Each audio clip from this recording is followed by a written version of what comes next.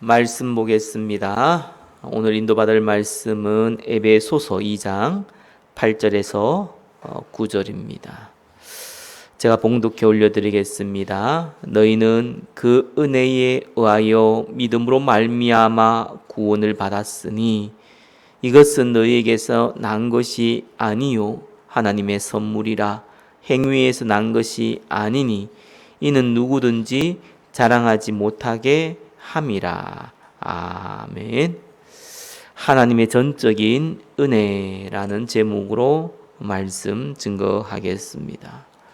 자, 에베소서 2장은 우리의 과거의 상태는 어떠했고 지금의 상태는 어떠하며 이것은 하나님의 전적인 은혜로 이루어졌다.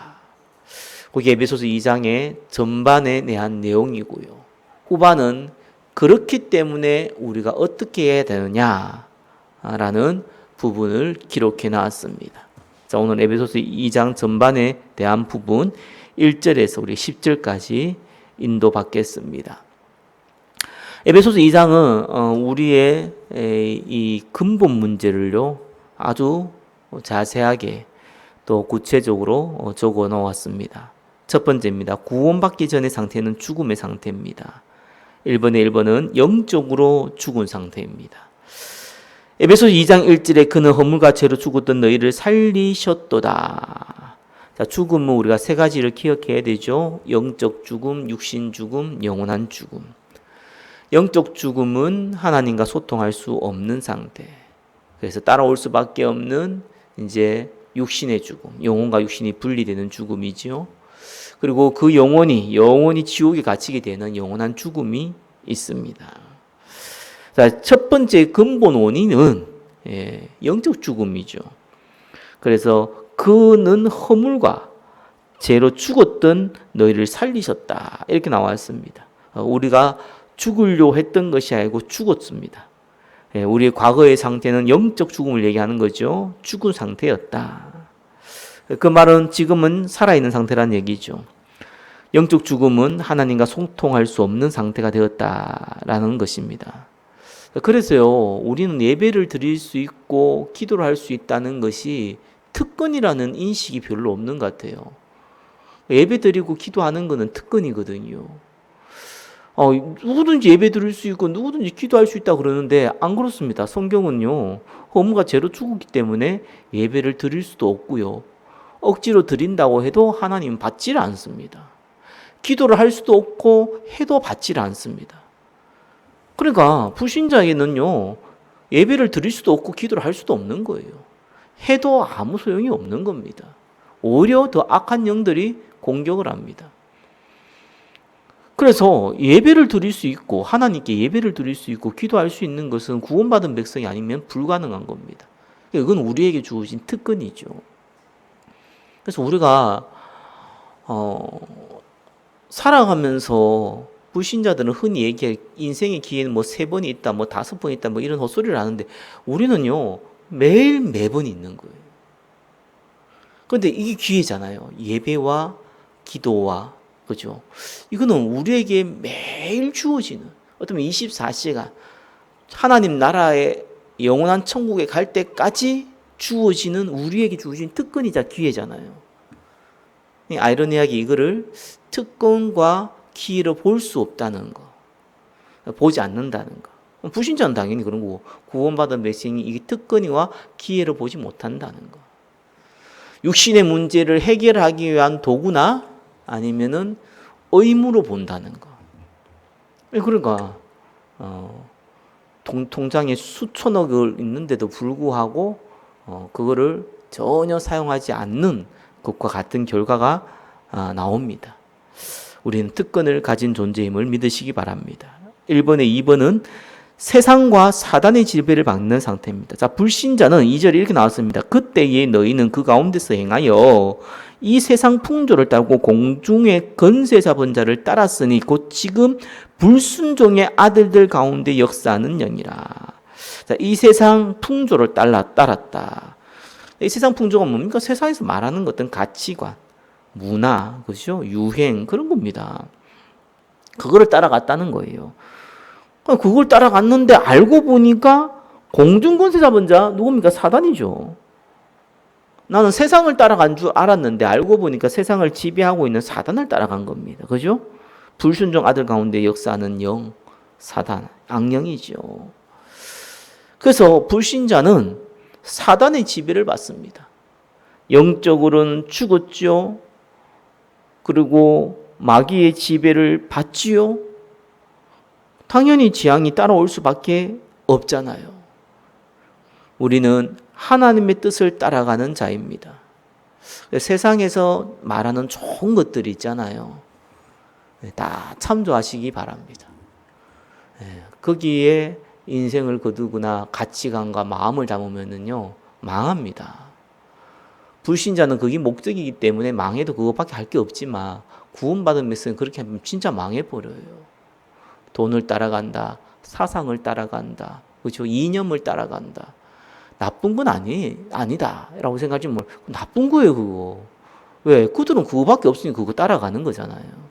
근데 우리는 예수 그리스도가 있고 안 보이는 영적인 축복이 있고 하나님 나라의 응답들이 있는데 이거는 관심이 없고 불신자가 따라가는 거 쓰레기 그거 따라간답니다. 그래서 우리의 상태를 확인하시기를 예수 그리스도는 축원합니다. 세 번째는 본질상 진노의 자녀였다.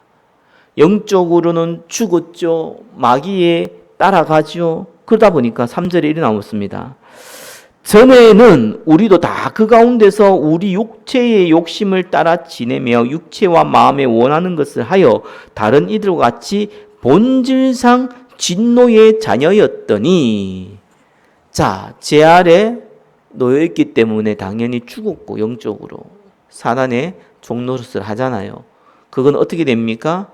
진노가 임하는 거예요. 재앙이에요. 이 땅에서 맛을 보다가 영원한 지옥으로 가는 거예요. 그래서 죄를 지어서 진노의 자녀가 된 것이 아니라 죄를 가지고 태어났기 때문에 원죄죠. 근본적으로 진노의 자녀가 됐습니다. 쉽게 말해 심판의 아래 놓여 있다는 거예요. 그 심판이 영원한 죽음의 심판이 우리가 죽는 날이 딱 디데이예요. 그 전에 감옥에 있다가 딱 디데이 되면 사형 판결을 받는 거예요. 그게 저와 여러분이 예수 믿지 않았던 상태, 불신자들의 상태입니다. 자, 이렇게 완전히 멸망 가운데 불신자들은 거해 있고 저와 여러분도 과거에 그 가운데 거했다는 겁니다. 자, 두 번째입니다. 구원받은 후의 상태는 새로운 생명을 얻는 상태입니다. 이번에 1번입니다. 하나님의 긍휼과 사랑을 받은 상태입니다. 4절에 긍휼이 풍성하신 하나님이 우리를 사랑하신 그 큰 사랑을 인하여 이래 나왔죠. 긍휼이라는 단어, 큰 사랑이라는 단어, 그죠? 뭐 쉽게 얘기하면은 인간이 스스로 할 수 없었던 그 일을 하나님이 긍휼을 통해서 사랑을 통해서 행하셨다라는 겁니다. 인간을 사랑하고 긍휼히 여겼기 때문에 우리를 건지셨다라는 겁니다. 이번이 구원받은 후의 상태는 새로운 생명을 얻은 상태입니다. 이번에 1번 하나님의 긍휼과 사랑을 받은 상태입니다. 저와 여러분 예수를 믿었다는 것은 그분의 긍휼과 그분의 큰 사랑 안에 우리가 들어왔다는 거예요. 좀 내용이 형이사학적인 것 같지만 개념 정리를 잘 하셔야 됩니다. 그래서 이거는 뭐 그렇게 어려운 얘기는 아니고 우리가 잘 알고 있는 내용이에요. 그냥 우리가 다시 이걸 반복을 하면서 우리 머릿속에 내가 어떤 상태에 있었지, 지금 내가 어떤 상태로 들어왔지, 이걸 확인하시라고요. 두 번째입니다. 2번 그리스도와 연합한 상태입니다. 자, 예수 믿으면은 성령 하나님께서 우리 안에 내주하시는데 5절에 보니까 허물로 죽은 우리를 그리스도와 함께 살리셨다. 자, 함께 살리셨어요. 생명을 얻었다는 것이죠. 너희는 은혜로 구원을 받은 것이라. 또 함께 일으키셨다. 그 말은 뭡니까? 부활했다는 거예요. 우리가 영원한 이제 부활에 함께 동참하는 거예요. 예수님이 첫 부활에 이 모델이 됐듯이 우리도 죽은 후에 우리가 영원한 몸으로 예수님 재림할 때 부활한다는 거예요. 자, 예수님과 같이 영원한 생명을 얻었고 예수님과 같이 영원한 부활 속에 우리가 거했다는 겁니다. 그리고 또 어떻게 합니까? 그리스도 예수 안에서 함께 하늘에 앉으시니 예수님이 하나님 보좌 오른편에 앉으셨잖아요. 거기에 같이 앉는다는 거예요. 이거 말을요 오해하기 쉬운데 우리가 하나님이냐 이렇게 표현할 수 있는데 그 말이 아닙니다. 우리가 받은 축복이요 얼마나 영광스러우냐, 우리의 신분과 권세가 얼마나 영광스러우냐, 함께 하늘에 앉혔다니까요. 그리스도 예수 안에서 하늘 보좌에 감히 우리가 함께 앉는 거예요. 우리가 하나님의 이 생명을 얻고 부활을 함께 하고 또 영원한 보좌에 같이 앉는다. 이게 우리가 하나님이냐 이 말이 아니고요. 2번에 뭐라고 합니까? 2번에 2번요. 연합했기 때문에 그래요. 하나님이 우리한테 성령을 내주해 뿌리고 우리가 함께 뿌리니까, 그러니까 우리가 함께 생명을 얻었고 함께 생명을 우리가 받았고 또 함께 부활했고 또 함께 보좌에 앉는 겁니다. 그래서 저는 와 이게 진짜 함께 하늘에 앉히시니, 야, 이 말은요 진짜 너무너무 대단한 말이에요. 이런 표현을 잘 안 썼거든요. 보좌의 축복, 하늘 보좌의 오른편에 앉으신 예수님이라 생각했지 그 자리에 우리가 함께 앉는다? 그만한 영광이라는 거예요. 그래서 그게 어떻게 가능하냐 했던 하니까 그리스도께서 우리 안에 함께 계시잖아요. 그리스도께서 하늘 보좌에 앉으시면 자동으로 우리가 앉혀지는 거예요. 왜? 연합한 상태이기 때문에 그렇습니다. 2번에 3번입니다. 이제는 그리스도를 증거할 수 있는 상태입니다. 7절에 이는 그리스도 예수 안에서 우리에게 자비하심으로 그 은혜의 지극히 풍성함을 오는 여러 세대에 나타내려 하심이라. 무슨 말입니까? 증인이 된다. 그렇죠. 여러 세대의 증인, 그냥 증인이 아니고요. 우리 다음 세대, 또 우리와 함께하는 세대, 그죠? 또 우리 미래에 우리가 죽고 나는 이후의 세대에게 우리가 증인이 된다는 거예요. 그래서 복음 증거는요, 예배와 기도와 이 복음 증거는요, 말씀과 기도와 전도죠. 이거는 특권입니다. 우리에게 주어진 특권이고 매일매일 우리에게 주시는 하나님의 기회입니다. 불신자는 이런 기회를 가질 수도 없고, 그죠? 예, 또 노력해봤자 하나님이 받지도 않습니다. 근데 우리는 매일매일 기회를 줬는데 우리 스스로 생각하기를 나는 재수가 없었다. 내 인생은 왜 이 모양이냐. 내는 참 불행하다. 이런 헛소리를 많이 합니다. 그래서 우리가 최소한 헛소리는 안 해야 됩니다. 그렇죠? 우리는 축복받은 자예요. 축복받은 자이기 때문에 아무 문제가 안 됩니다. 그래서 우리가 진리를 따라가야 되고 오직 그리스도만 바라봐야 될 이유가 그럽니다. 우리가 사람을 바라보거나, 그죠? 우리가 어떠한 이념을 바라보거나, 어떤 사상이나 어떤 철학을 바라보면은요, 그거는 저와 여러분에게 재앙을 가져다 주기 때문에 누구 말대로 성공해도 망한 거고요. 망하면 확실히 망한 겁니다. 저와 여러분은 그리스도와 연합이 되어 있기 때문에, 함께 있기 때문에 망해도 망한 것이 아니고요. 예, 성공해도 이미 성공이 있었기 때문에 굳이 따로 성공했다고 볼 수도 없는 겁니다. 이미 성공의 자리에 있었고. 우리는 자꾸 판단을 하기를 눈에 보이는 걸로 자꾸 판단을 많이 할 수밖에 없잖아요. 목사들도요, 뭐 교세가 크고, 그죠? 이러면은요, 특별 대우를 받고, 교세가 작으면은 사람 취급 못 받는 그런 식으로 많이 변질되어 있는 거는 현실입니다. 세상처럼요. 그래서 우리가 눈에 보이는 것들이 실제적으로 낙심할 일들이 많아요. 그게 우리의 실제 현실의 모습입니다. 그러나 여기에서 우리는 속으면 안 돼요. 여기서 우리에게 하나님은 그냥 우리의 믿음을 테스트한다니까요. 저와 여러분 하나님의 자녀입니다. 안 망합니다.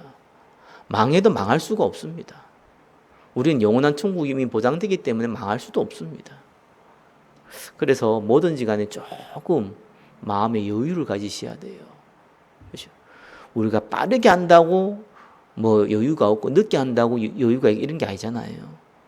빠르게 하든지 늦게 하든지 그렇죠? 열심을 내든지 천천히 하든지 간에 심적 여유를 갖고 있어야 돼요. 왜냐하면은 일을 행하는 자기는 여호와 하나님이십니다.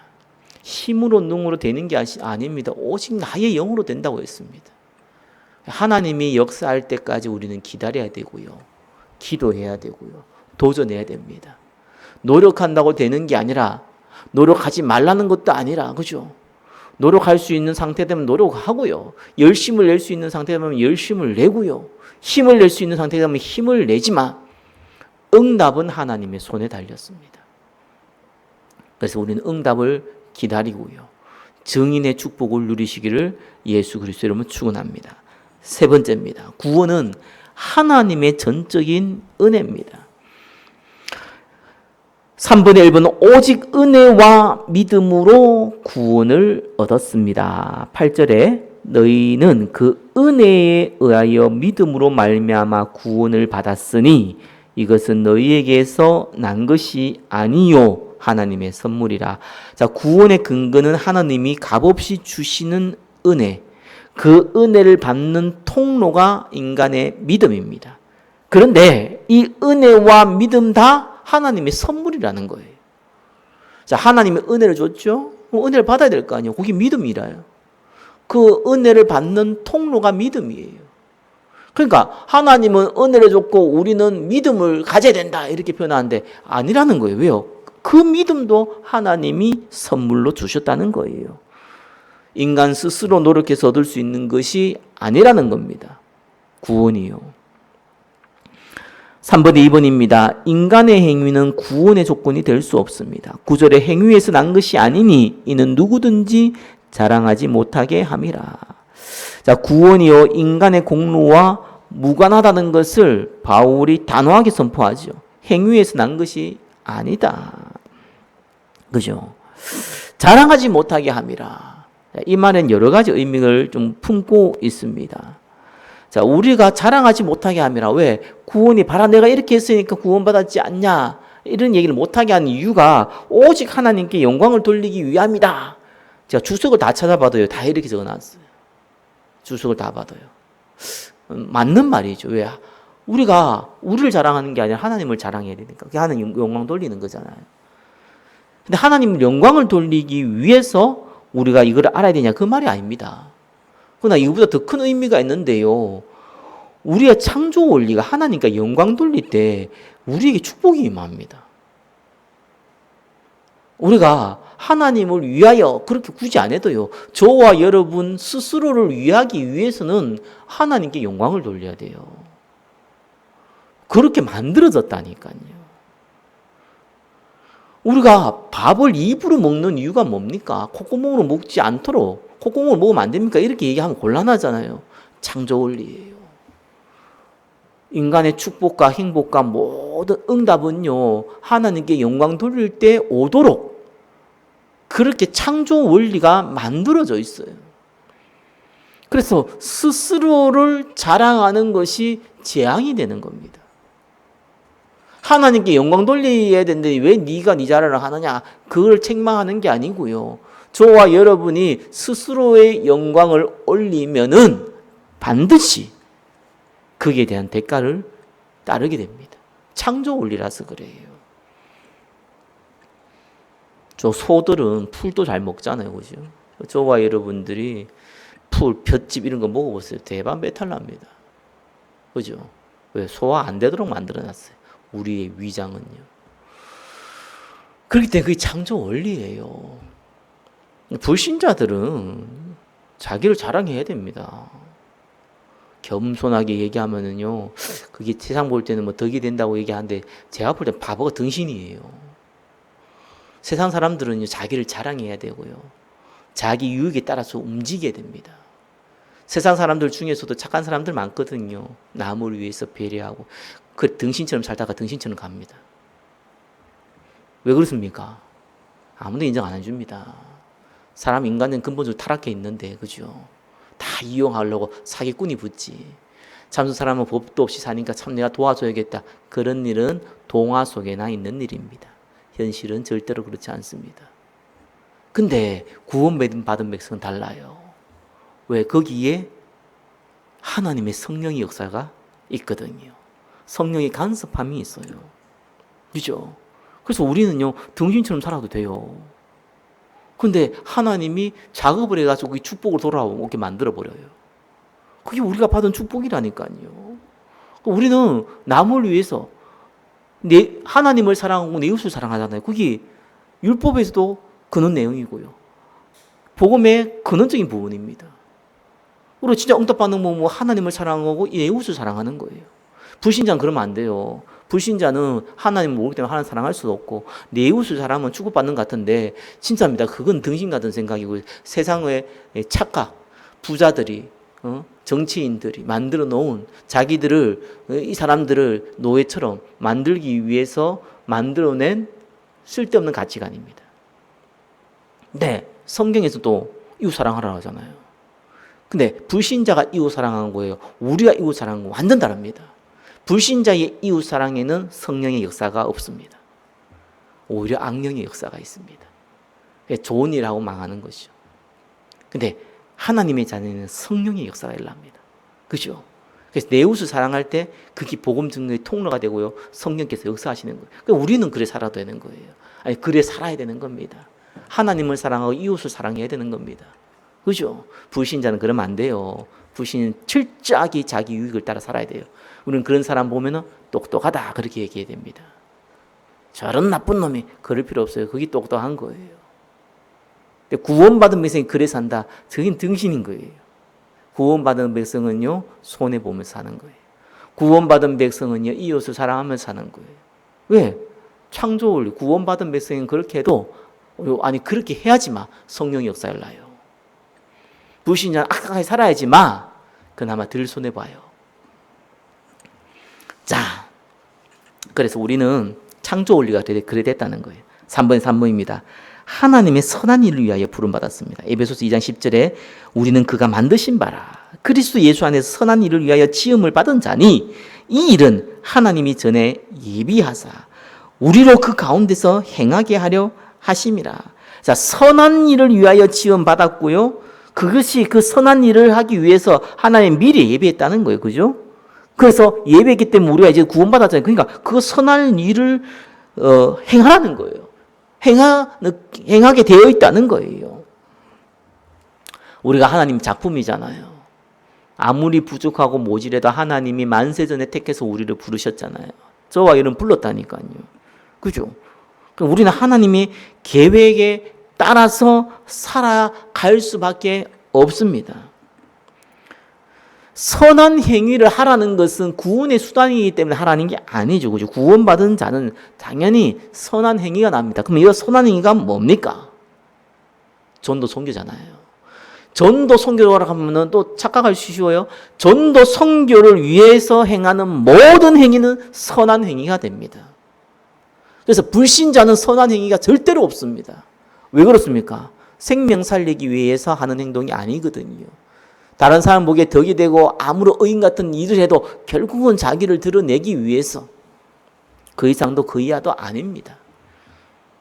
그러나 우리는요, 복음 증거하기 위해서 행하는 모든 손해와 인내와, 그죠? 온유와 사랑과, 그죠?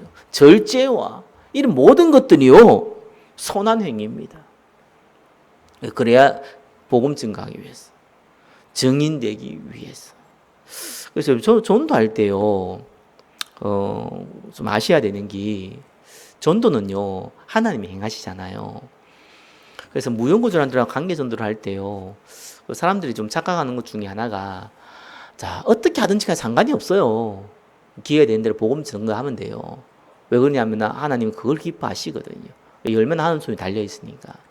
다만, 전도를 할 때, 뭐든지 전도를 위해서 뭐를 하는 행위는 하나님이 나라에 도움이 됐는데 자칫 잘못하면은 저와 여러분들이 스스로 낙심하거나 스스로 벽을 치는 경우가 있습니다. 무슨 말이냐니까요. 전도의 가장 중요한 원리는요. 하나님이 예비한 사람을 찾는 거예요. 그게 진짜 전도의 원리입니다. 예비하지 않는 사람을 찾으면 안 돼요. 그럼 손해를 봐요. 왜냐하면 우리의 주어진 시간과 에너지가 한계가 있잖아요. 예비 안 된다 자꾸 그렇게 하면은요. 결국 시간 지나면은 다 손해를 보잖아요. 그러면 예비된 사람은 어떻게 찾느냐? 절대로 불신자를 전도할 때는요. 그 사람에게 육신적인 혜택을 주면 안 돼요. 그건 여러분은 잘 명심해 줘야 돼. 육신적인 혜택을 주면서 복음을 전하면 안 돼요. 제가 무용고 절도할 때는 절대로 가가지고 뭘 사주고 이런 일 없습니다. 오히려 복음 안 받는 사람에게 나중에 가서 밥 사 먹는 일이 있어도 절대로 안 잡아요. 왜 그러냐니까요. 그러면 진짜인지까지 구분이 안 가요. 구분이 안 간다니까요. 또 저는 선행을 베풀 때에도요, 뭘 사준다 할 때도요, 내가 사주면서 복음 전하고 그런 거 안 합니다. 사주는 건 사주는 것만 해요. 제가 요즘 운동을 하는데 아무도 제가 목사인 건 몰라요. 왜? 내가 목사인 걸 얘기 안 해요. 근데 기회를 좀 찾거든요. 아무도 안 묻더라고. 당신의 직업은 무엇입니까? 이러면 물으면, 자, 목사인데 이렇게 얘기하고 싶은데 아무도 안 물어. 안 묻는 내가 가서 목사인데 이런 얘기하면요. 당장 상대가 부담감을 갖습니다. 그죠? 그 말은 뭡니까? 내가 목사다 얘기한 것 자체는 뭡니까? 내 얘기 들으라. 이렇게 이 선기 다 갖고 있거든요. 그러면은 스스로 내가요, 복음 전환을 막아버려요. 그래서 친해지면은 이제 묻게 되겠죠. 지지리도 안 묻더라고. 하나님 왜 안 묻게 하시면 물으면 좀 대답을 할 건데. 그죠? 내가 물어봤어. 넌 이게 어디 뭐 무슨 일을 하냐 물어보니까 학원 강사래. 아, 그러냐고. 돈 좀 버냐니까 뭐 그렇다면서. 그럼 지도 물어야 될 거 아니야. 안 물어. 안 물어서 난 대답 안 했지. 그래서 내가 때가 되면은 또 기회가 되면은 말할 수 있는 기회가 있으면 얘기하면은 이제 뭐 물으니까 얘기하면 되는 거고요. 그 전에는 계속 내가 선행을 베풀려고 합니다. 왜냐하면은 내가 선행을 베풀어서 복음 들으라 이건 아니잖아요, 그죠? 선행은 선행대로 하는 거고 뭐 배려를 하고 뭐 여러 가지 뭐 과자라도 하나 사주고 커피라도 하나 사주고 이런 거야 뭐 그냥 하는 일이고 하다 보면은 그죠. 사람들은 그래요. 당신 누구냐? 뭐 목사인데 뭐 이러고 뭐 그냥 지나가면서 해야 돼. 목사라는 걸 많이 내가 교회 다닌다, 뭐 집사라는 거, 뭐 장로라는 거, 뭐 전도사라는 거 막 강조해 보면 안 돼요. 그러면은 진짜 가짜 구분이 안 가요. 그냥 자연스럽게 얘기하면 그 사람도 자연스럽게 받습니다. 그냥 뭐 그렇다고. 그러면은요. 저는 개인적으로도 확신하는 것이 갈급한 사람 다 있거든요. 그 사람들을 하나님 붙여야 돼요. 안 붙이면 가만히 있으면 돼요. 무용구 전도할 때 그냥 나가지고 막 전도할 때 그건 의도적으로 하는 거고 왜냐면 지나가다 가는 거잖아요. 한번 보면 많은 건데 그죠. 근데 관계를 조금이라도 맺고 있는 사람들 있잖아요. 그런 분들한테는 일단은 스스로가 우리가 문을 막으면 안 돼요. 그죠. 선물을 주면 그냥 선물을 주는 거예요. 그 이상 그 이하도 아니에요. 그걸로 끝내는 거예요. 그거 없으면 선물 좀 있으면 보금 전하고 이러면 골치 아파요. 그럼 그 사람 마음을 닫아버립니다. 닫는 게 아니고요. 서로가 어색해요. 왜? 의도가 보이잖아. 네가 내한테 커피 한 잔 사주면서 교회 데려가려고 하는구나. 라고 선입견 가지거든요. 근데 예비된 사람은 안 그래요. 그렇기 때문에 내가 그 사람의 선입견 가지면 그 사람은 당연히 나에 대한 얘기를 소문을 내요. 그럼 나와 친하고 싶어 하는 사람도 부담스러워요. 그 세상 원리입니다. 그래서 제가 직장 생활할 때도요, 딱 뭐 했냐니까 성경책을 딱 그 책상에 놔뒀어요. 한마디도 내가 예수 믿는 사람 얘기를 안 했어요. 근데 내가 하는 일이 있거든. 가면 그냥 기도하고 잠깐. 다 알지 뭐. 근데 다 아는데 내가 이거를 특별한 모습이라고 보여진 게 아니고 그건 나의 생활 패턴이고 그냥 내 문화야. 당신은 당신 문화를 갖고 있고 나는 내 문화야 그냥. 이렇게 딱 하면은 그냥 서로가 서로 인정하고 그죠. 그래 사는 거예요. 그러다 보니까 갈급한 영혼들이 몇 명 건졌어요. 그 사람도 다 신앙생활 잘해요. 감사하더라고요. 그렇게 되는 거거든요. 관계를 맺고 있기 때문에 그래요. 밖에 나가 전도 안 돼. 그러면 안 되죠. 전도 좀 예수 믿으라 해야 되지. 일회성 무연고 전도가 있고요. 또 관계 전도 같은 경우는 저와 여러분들이 그 가운데 예비된 사람이 있거든요. 그래서 내가 특별한 존재다라는 걸 딴 생각에 인식을 줘버리면은요, 되게 안 좋습니다. 그건 주의해야 돼요. 나는 내 패턴 대로 사는 거야. 기도하고, 말씀 보고, 이렇게 사니까, 그렇구나, 그렇게, 니는 그렇게 사는구나. 이 정도만 딱 보여지면은요, 예비된 갈급한 사람들은요, 붙게 돼 있습니다. 우리 교회는요, 제가 하나님이 9가지 시스템을 저한테 주셨는데, 제가 9가지 시스템에 대해서 예전부터 이렇게 쭉 얘기를 했거든요. 사람들이 착각을 하더라고요. 9가지 시스템을 얘기하니까, 목사님 말만 하는 거예요. 왜 실천을 안 하는 거예요? 그래서 이렇게 미련하냐? 그럼 목사는 말을 하지. 그러니까 목사지. 응답은 당신이 받아야 될 거 아니냐? 하나님이 주의 종을 통해서 하실 일을 알리면은 실제로 그 응답은 거기에는 경제와 모든 만남의 축복들이 다 따라오는데 그 응답은 성도들이 누리는 거잖아요. 목회자가 해보면 안 되거든요. 목회자가 해버리면은 목회자가 응답이 능력이 있어 조금 할 수는 있겠지만 목회자는 말을 해야죠. 하나님의 음성을 전달하는 거고. 중직자들의 성도들이 그걸 내 응답으로 붙잡아가지고 헌신하면은 하나님 거기 역사를 하잖아요. 그게 당연한 거거든요. 그러니까 목사들이 제일 은혜를 못 받는 이유가 뭐냐니까요.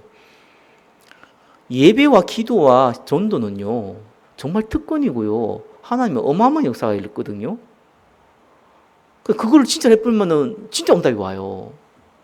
근데 목회자는 그게 일이란 말이에요. 직업이에요.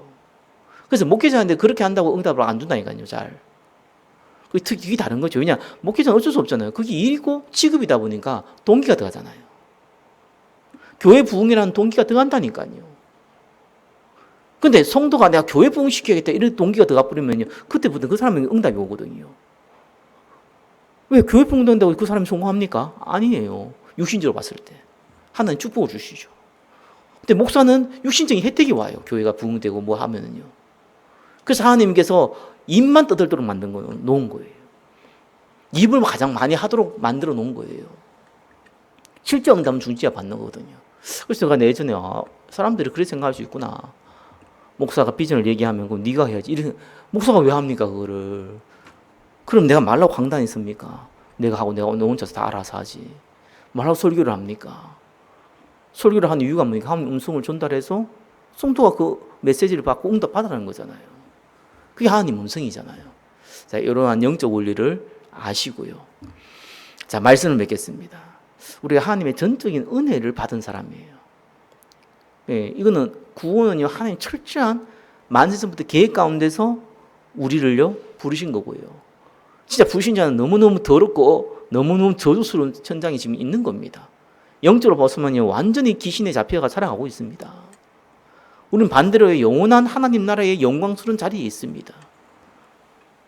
그리고 우리를요 하나님만 할 수 있는 일에 우리가 할 수 있도록 함께하도록 우리를 부르셨습니다. 우리가 이거를 인지하고 살아야 돼요. 그래야지만 응답이 옵니다. 그래서 눈에 보이는 것은 다 지나가는 겁니다. 좋은 일이든 나쁜 일이든. 안 보이는 응답들을 우리가 받아야 됩니다. 저 개인적으로는 목회의 큰 응답은 뭐 조금 있었다가 없어졌다가 다 그랬는데 그 하면서 그 배운 거 있잖아요. 하나님의 흔적이죠. 바울이 얘기했듯이 예수의 흔적이죠. 고통받은 뭐 흔적도 있지만 하나님은 하나님의 일을 하시는구나. 이런 이제 흔적들이 있잖아요. 그걸 배운 것이 너무 감사하더라고요. 하나님의 큰 은혜가 있기를 예수 그리스도 이름으로 축원합니다. 기도하겠습니다. 하나님의 전적인 은혜 가운데 우리를 부르시고 전도 선교할 수 있는 축복된 자리에 부르심을 감사드립니다. 예수 그리스도 이름으로 기도드립니다. 아멘.